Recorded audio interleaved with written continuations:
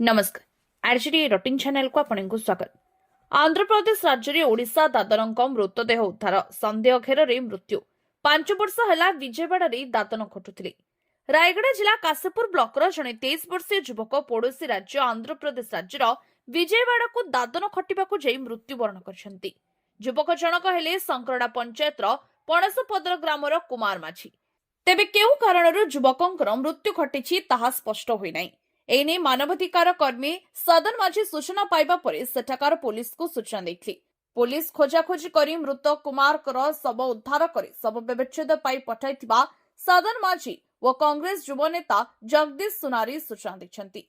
मिलिथिबा सूचना मुताबक कुमार आजी को प्राय 5 वर्ष हेलाणी विजयवाड़ा जिलार कंडपल्ली ठारे एक घरोई कंपनी रे श्रमिक भाबरे काम करथिले।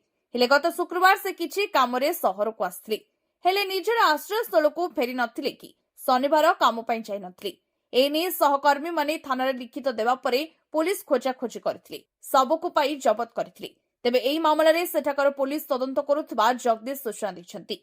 ए घटना संपर्क रे जिला श्रम अधिकारी रविंद्र त्रिपाठी पचारबेरु सूचना पाइबा परे आंध्र प्रदेश राज्यर श्रम विभाग सहित जोगाजोग करछन्ति एवं काशीपुर अतिरिक्त श्रम अधिकारी विष्णु नायकଙ୍କୁ कार्य तदारक पई निर्देश दिया जायछि बोली कहछन्ति।